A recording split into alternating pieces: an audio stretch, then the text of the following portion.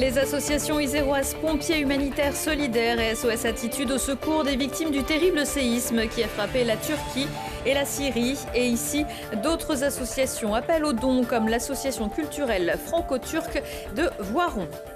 Cupidon lance ses flèches. Aujourd'hui, c'est la Saint-Valentin, une fête pas obligatoire pour autant, alors que vivre son amour au grand jour n'est pas toujours, même aujourd'hui, un long fleuve tranquille lorsque l'on aime une personne du même sexe que soi. Et puis, le musée Champollion à Vif propose une exposition originale pour découvrir comment s'est faite l'intégration d'un musée moderne dans un lieu patrimonial, de l'acquisition du domaine par le département au début des années 2000 à nos jours. Bonsoir à tous, bienvenue dans ce JT du mardi 14 février 2023. Du lundi au vendredi à partir de 18h, l'essentiel de l'actualité du Grand Grenoble. Sur le front, ni une ni deux, quelques heures seulement après le tremblement de terre au sud de la Turquie, John Diska, président de SOS Attitude, et Frédéric Vigneux, président des Pompiers Humanitaires Solidaires, deux ONG de la métropole grenobloise, sont partis sur place apporter des sacs de couchage, des tentes, des générateurs. Ce sont les premières ONG étrangères à avoir été autorisées à se rendre sur place. Village d'Azankoja, près de Pazadjek. L'épicentre du tremblement de terre, et nous sommes dans le centre de coordination tenu par ce petit village. Ils sont en train de décharger un camion et voici tout le stock qu'ils sont en train de gérer. C'est tous les villageois et les bénévoles de toutes les parties de Turquie qui y travaillent, et c'est dans cette communauté que SOS Attitude va distribuer 100 tentes, 1200 couvertures et 960 sacs de couchage. Voilà notre travail, et ça va être le début de notre mission pleine. Il est possible de faire des dons à SOS Attitude en vous rendant sur le site sos-attitude.org.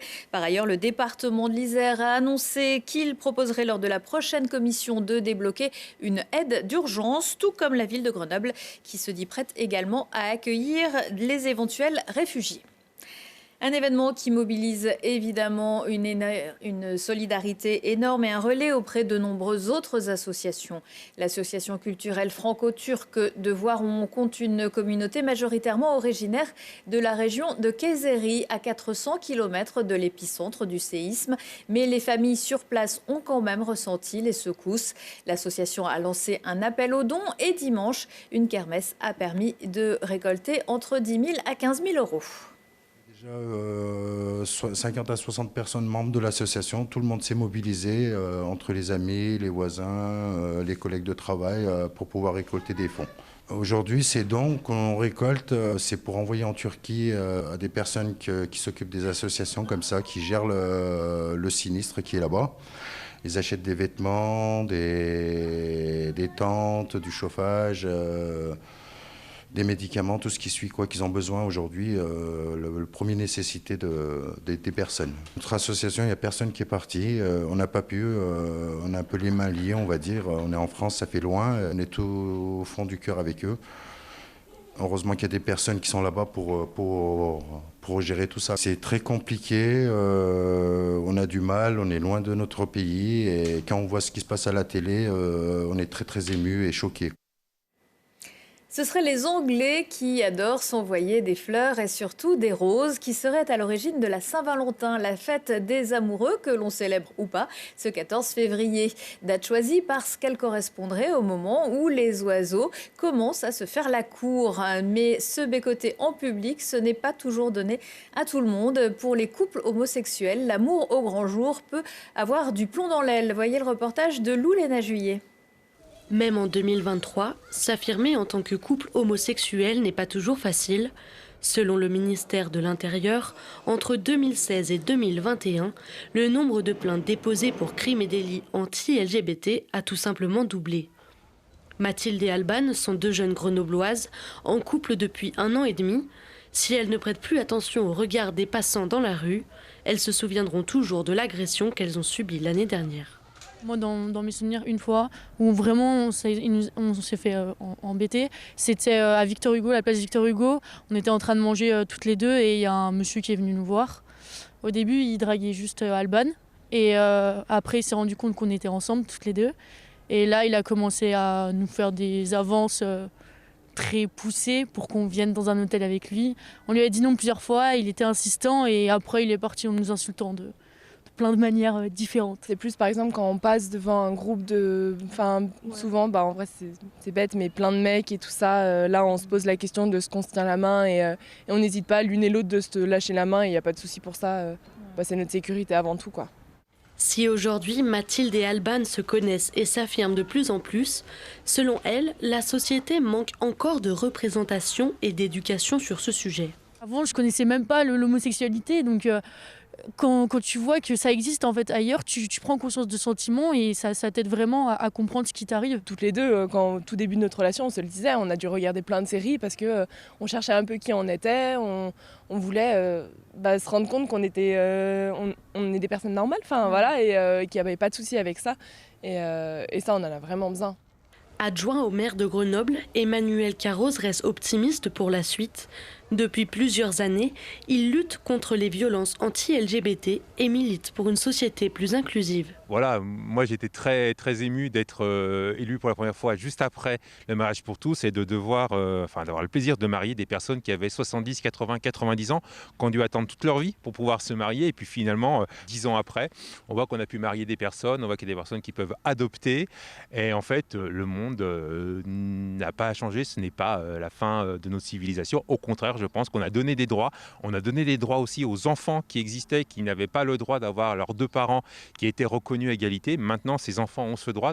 Les mariages entre personnes du même sexe représentent 4% des unions en France. Et dans l'Hexagone, la peine encourue pour injure homophobe ou diffamation publique est de 1 an d'emprisonnement et 45 000 € d'amende. Champ Rousse en piste aux mondiaux de ski de Courchevel ce mardi. Parmi les 4 Français sur le slalom parallèle par équipe mixte, les Isérois Coralie Frascombé et le tout jeune Alban Elezi Canaferina, champion du monde junior, licencié à Courchevel mais grandi sur les pistes de la station de Beldon avec sa maman pull rouge. En 8e de finale, il a évité une belle gamelle dans le sillage de son concurrent. Mais les Bleus ont finalement été éliminés au tour d'après par la Norvège.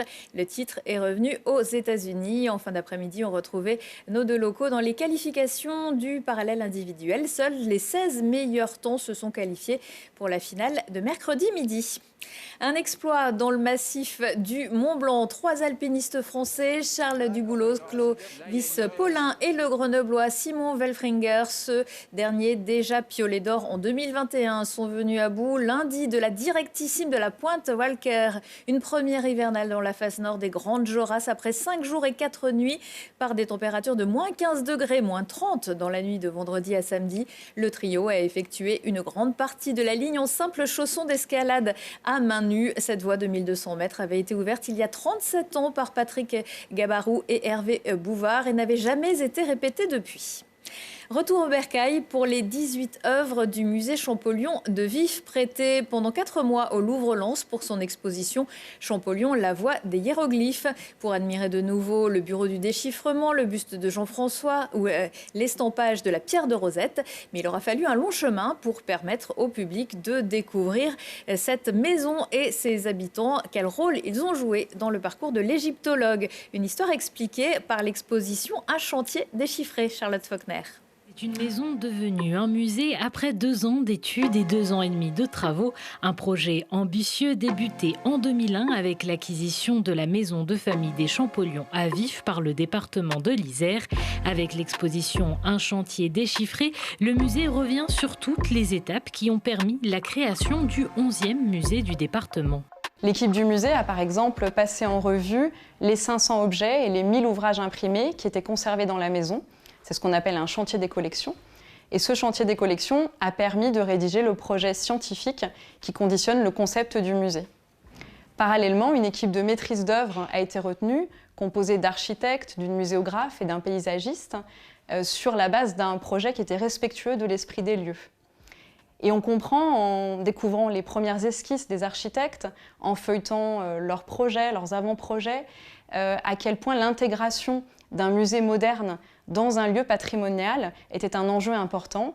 Il fallait préserver l'âme des lieux, mais aussi répondre à des contraintes d'accessibilité des visiteurs et de conservation des œuvres. L'exposition permet de découvrir l'envers du chantier avec tous les différents corps de métier qui ont permis la création du musée.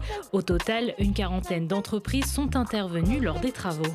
Des maçons, des charpentiers, des serruriers, des plombiers, des électriciens, des plâtriers, des peintres sont successivement intervenus et ont été retenus en fonction de leurs expertises patrimoniales. Parallèlement, la scénographie se préparait. De nombreux corps de métier ont aussi travaillé sous la gouverne de la scénographe Mélanie Claude. Des infographistes, des graphistes, des maquettistes, des décorateurs, des scénaristes, des vidéastes, des comédiens sont intervenus à différents degrés pour préparer la mise en scène des collections, le mobilier destiné à présenter les collections, mais aussi les dispositifs qui permettaient de rendre vivante la vie des frères Champollion. Le musée a aussi pu compter sur l'équipe de la conservation qui travaillait à la préparation des contenus. Une vingtaine de restaurateurs d'œuvres d'art sont intervenus lors du chantier du musée. Une exposition qui dévoile les coulisses du chantier tout en rendant hommage à tous les acteurs qui se sont investis sur le projet. Rien que pour sa première année d'ouverture en 2021, le musée a comptabilisé 33 000 visiteurs.